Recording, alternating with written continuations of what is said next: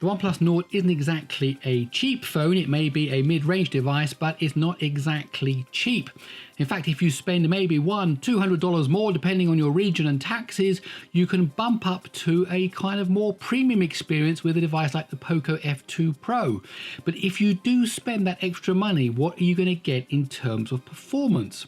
Well, let's find out. So on the left-hand side, we have the OnePlus Nord with the Snapdragon 765G. On the right-hand side, we have the PocoF2 Pro with the Snapdragon 865.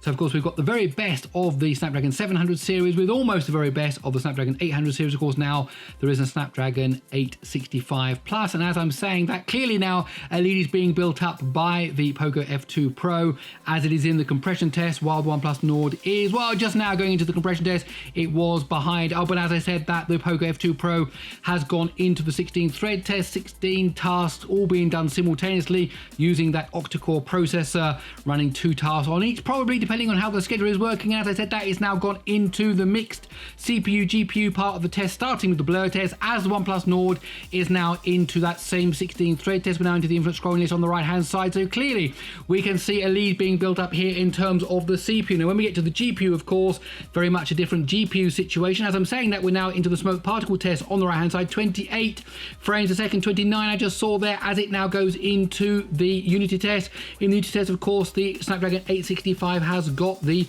Adreno 650, very different to the Adreno 620 that we're going to see in the Snapdragon 765G, and it's come to the end of that already, as the OnePlus Nord is now only in the smoke particle test. What's the frame rate there going to be? Let's have a look. 19 frames a second, so you can see quite a difference there in that frame rate. And in fact now the PocoF2, there we go, got the end, 1 minute 29.1, while the OnePlus Nord is still now just going into the 3D test. So decisive win there by the PocoF2 Pro. If you did spend that extra money and it was performance that you were after, clearly the PocoF2 Pro offers it to you. And of course there are other things to consider like cameras and software and so on.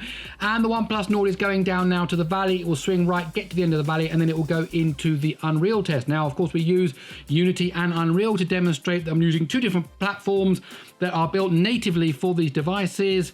And here we go now. We are going through this forest scene. The clock is still ticking. How long will it take to get through? This will really determine the difference between the Adreno 620 and the Adreno 650. Both devices, of course, were running in 1080p, so exactly the same resolution on both devices. It just comes down to the CPU and the GPU. There we go, 2 minutes 21.3.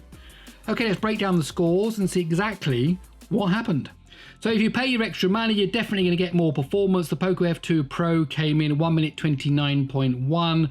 That is a full 52.2 seconds in front of the OnePlus Nord, which came in at 221.3. When we get to the CPU, we can see big difference here, 57.5 versus 38.7. That's an 18.8 second difference. When we get to the mixed CPU, GPU, less of a difference, but still a win by the PocoF2 Pro. 30 seconds for the OnePlus Nord, 23.1 for the F2 Pro. And then finally we get into the GPU, 53.8, so that's the Adreno 620 versus 27.2, which is a 26.6 second difference, almost double. So the Adreno 650 is almost twice as fast as the Adreno 620. And of course, when you add up all those scores, a decisive win by the PocoF2 Pro, 1 minute 29.1. My name is Gary Sims, this is SpeedTest. I really hope you enjoyed this video. If you did, please do give it a thumbs up. If you have questions about these tests, then please do check the frequently asked questions, the FAQ, because I've answered many of them there. And if you like these kind of tests, why not stick around? Because there's more coming, and you can do that by subscribing to the channel. Okay, that's it. I'll see you in the next one.